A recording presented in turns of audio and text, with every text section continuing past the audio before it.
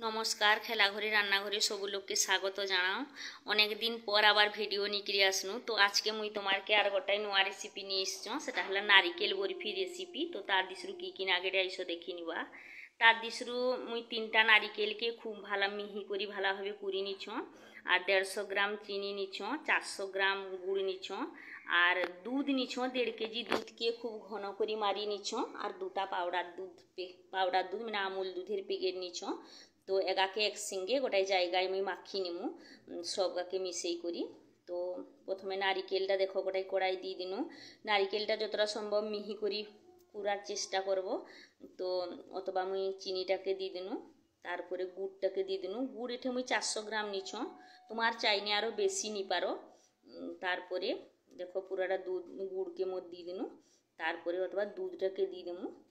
दूधटाও तुम्हार परिमाणे बेशी निने टेस्ट आर भाला लागबे। तो दूधटाके एकदम घन करी मारी निछो। देखो सरगा देखी तुम्हार बुझी पारता एकदम घन कर निछो। तो ओगाके दिकरी भाला होबे गाके चटकी निमो माखी निमो भाला होबे। देखो सरटा देखो केमन भावे दिछो। तो এটা সুন্দর করে দেখো মাখি নড়ো অথবা এটাকে মুই বসেই দেবো আগুনে, চুলিয়ে বসেই দেবো। তো দেখো ফুট চালি আসছে।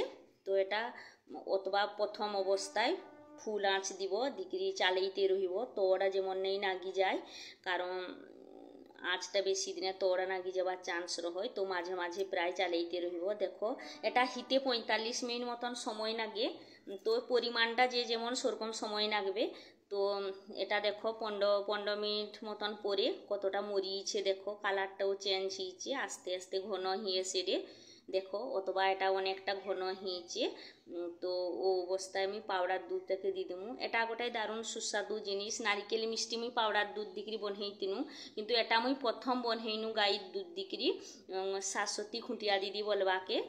আর এটাকে সংরক্ষণ করি রাখছ মানে এটা 15-20 দিন পর্যন্ত ফাঁকায় রহয়। আর ফ্রিজে তো 1 মাস মতন আরও বেশি রহিবে।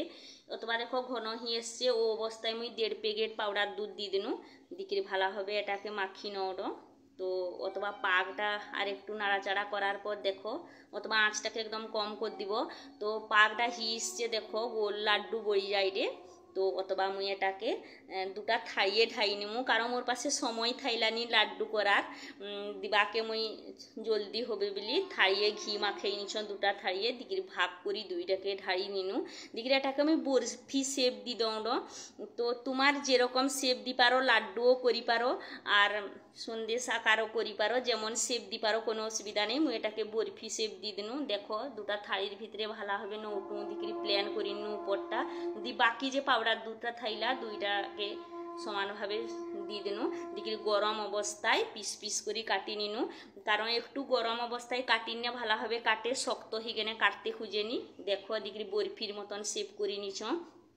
সত্যি খাইতে অসাধারণ লাগছে একদম। তোমার ঘরে অবশ্যই বানাও, দিকির কমেন্টে বলবো কেমন লাগলা।